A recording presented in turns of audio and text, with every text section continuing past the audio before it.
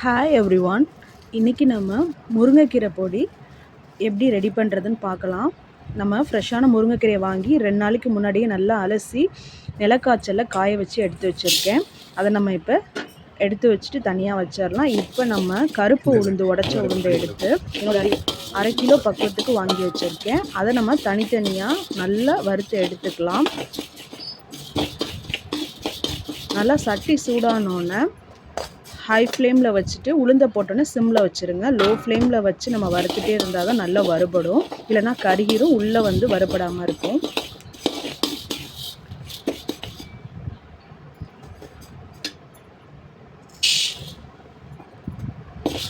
இப்போ நம்ம அடுத்து கடலைப்பருப்பை எடுத்து போட்டுடலாம். இது ஒரு 200 கிராம்ஸ் போட்டிருந்தேன். அதையும் அதே மாதிரியே நம்ம நல்லா வறுத்து அதையும் தனியாக எடுத்து வச்சிடலாம்.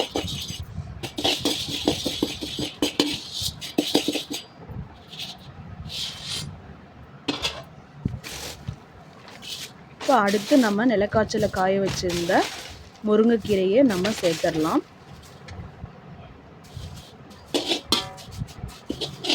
கடாய் நல்லா சூடாக இருக்கிறதுனால சும்மா 2 தடவை பெரட்டுனா போதும். அதுவே நல்லா சூப்பராக கிறிஸ்பியாக ஆகிடுது.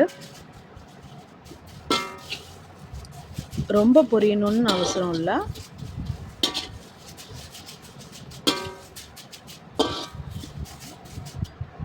நல்லா கை வச்சு பார்த்தா நல்லா பொடியாகிடுது பாருங்கள்.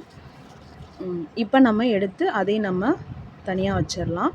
இப்போ நல்லெண்ணெய் சேர்த்துட்டு நான் 1/2 கிலோ உளுந்தம்பருப்புக்கு 25 மிளகாய் எடுத்திருந்தேன். அதுவே கரெக்டாக இருந்தது. அதை நம்ம அந்த எண்ணெயிலேயே நல்லா பரட்டி எடுத்துடலாம்.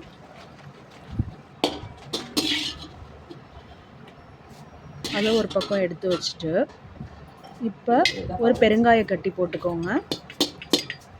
எண்ணெயிலே நல்லா பொரியட்டும்.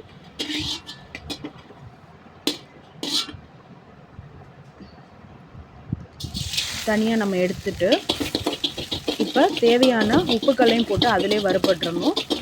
அப்படி செய்யும்போது நமக்கு கெடாமல் இருக்கும் பொடி. 1 மந்த்து கூட அப்படியே இருக்கும்.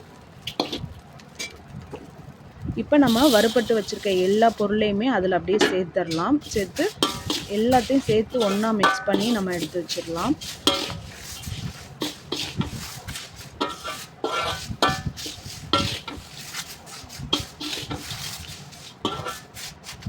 நல்லா சேர்த்துட்டு இதை நல்லா ஆற விட்டுருங்க. அப்படியே ஆறட்டும்.